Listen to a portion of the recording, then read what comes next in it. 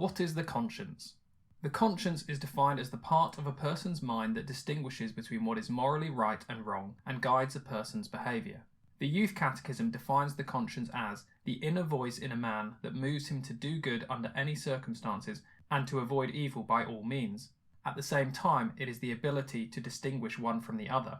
Catholic Christians would add to this definition and say that the conscience is the voice of God speaking within a person to guide them.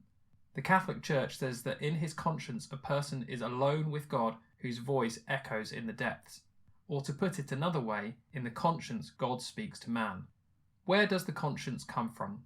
A bit like the nature versus nurture debate, Catholics believe that there are two main elements to the conscience. Firstly, there is the element which is part of human nature with which people are born. The Catholic Church agrees with the principle of natural law, which says that all human beings are born with a natural sense of right and wrong. In Gaudium et Spes, the Church summarises natural law when it says, "In the depths of his conscience, man detects a law which he does not impose upon himself, but which holds him to obedience, always summoning him to love good and avoid evil, for man has in his heart a law written by God." Secondly, there is the element of the conscience that needs to be nurtured, to be informed, educated and developed.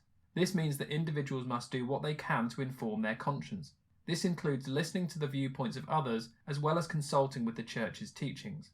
The Church teaches that as well as writing his law in human hearts, God has also set out his law in the 10 Commandments as well as the teachings of Jesus, who said that the greatest commandments were to love God and love your neighbour. Knowing and following these teachings helps with the formation of the conscience. What does the Church teach about the conscience?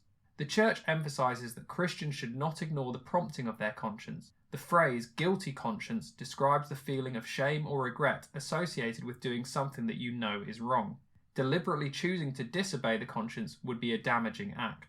Because of the principle of natural law, everyone, including those of other religions or no religion, should still have a sense of right and wrong and should therefore know what the right or wrong thing to do is. In his letter to the Romans, St. Paul said of the Gentiles, the non-Jews who did not follow the Jewish law, "Indeed, when Gentiles who do not have the law do by nature things required by the law, they show that the requirements of the law are written on their hearts, their consciences also bearing witness." Catholics must make an effort to inform their consciences, which includes an obligation to know and understand the Church's teachings on moral issues.